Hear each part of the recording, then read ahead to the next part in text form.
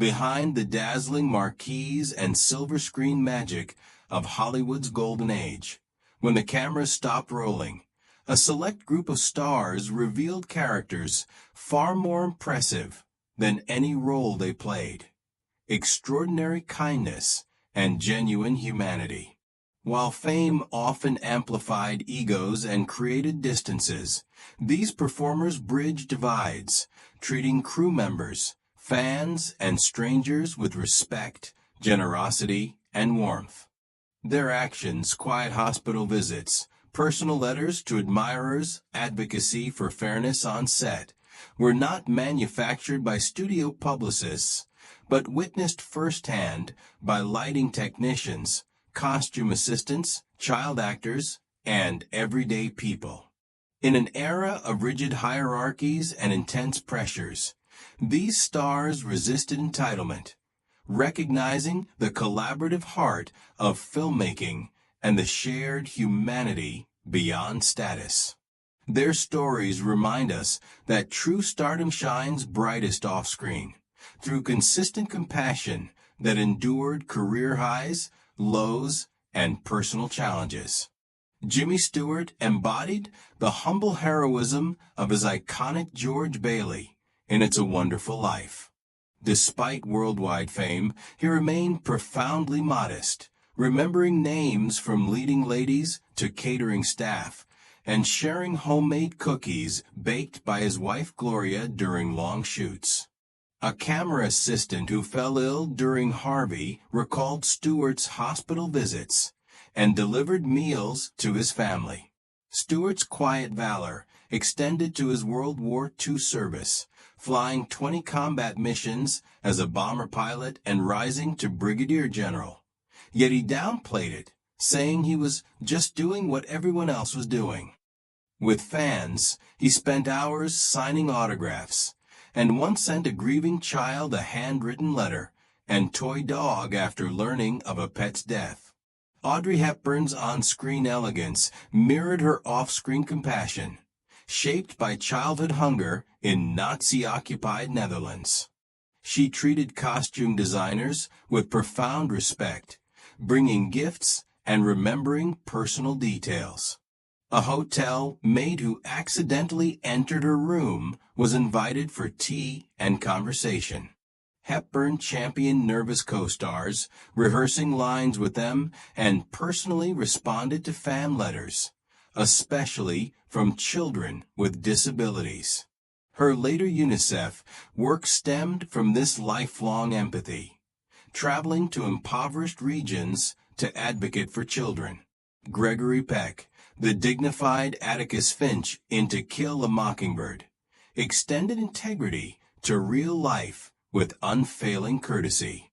He arrived early, knew lines perfectly, and insisted newcomer Hepburn receive equal billing in Roman Holiday. Peck volunteered anonymously at veterans' hospitals, once arranging a private fishing trip for a patient with fans, especially children. He even responded thoughtfully to hate mail post-Mockingbird, fostering dialogue on equality. Katharine Hepburn's fierce independence paired with practical advocacy. She rejected hierarchical perks, lining up in studio cafeterias, and supporting women in male-dominated roles by arranging opportunities. On the African Queen's Tough Shoot, she helped with equipment setup and cleanup. Hepburn celebrated younger talent, offering praise and influence without resentment as roles diminished. Fred Astaire's legendary precision balanced with remarkable courtesy. He learned names of orchestra members, stagehands, and operators, thanking them personally.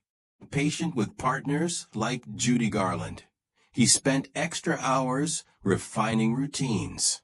Astaire advocated for behind-the-scenes credit and compensation, using his influence for fairness, while humbly engaging younger performers. Gene Kelly's perfectionism never overshadowed kindness to dancers.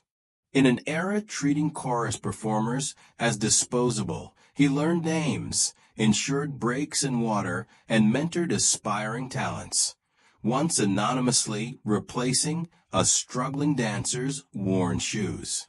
Kelly greeted service staff warmly, remembering family details. Donna Reed's wholesome roles reflected real warmth. Patient during makeup, she brought coffee and shared home-cooked meals with drivers and security. During World War II, Reed wrote personalized letters to soldiers, treasured for decades. Progressive for her time, she shared lunches with African-American crew and protected child actors on set. Jack Lemmon actively mentored, recommending talents and creating opportunities, like letting a technician shadow cinematographers. He performed unnoticed kindnesses, such as cleaning sets late at night, replying simply, "It seemed like the right thing to do." Doris Day's sunny persona extended to authentic compassion. She thanked lighting technicians with cold drinks, remembered crew families, and rehearsed privately with nervous co-stars. Day refused dishonest publicity, prioritizing genuine fan interactions, and her kindness persisted through personal financial struggles. Henry Fonda quietly advocated for fair conditions, ensuring breaks on tight budgets. Patient with nervous young actors, he shared stories to ease anxieties.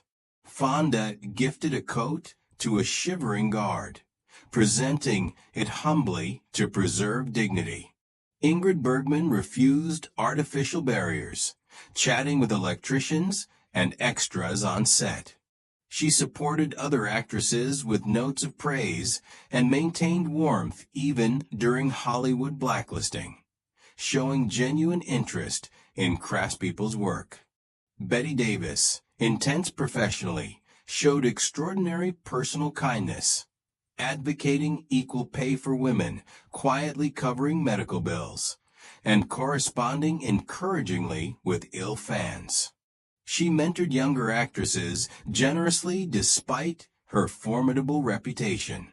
James Cagney's tough guy image contrasted his gentle nature. He shared homemade lunches, encouraged newcomers by sharing early anxieties, and quietly funded educations for deserving youth.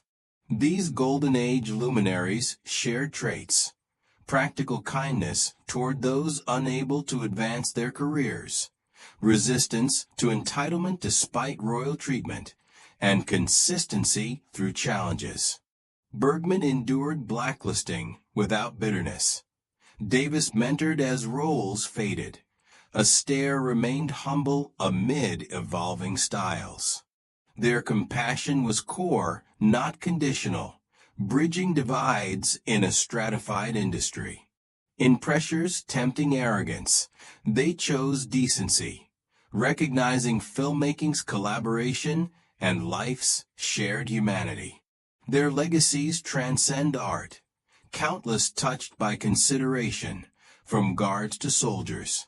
They prove fame and goodness coexist, countering ego tales with ordinary decency's power. In genuine interactions, they revealed character rivaling heroic portrayals, reminding us kindness is the truest enduring role.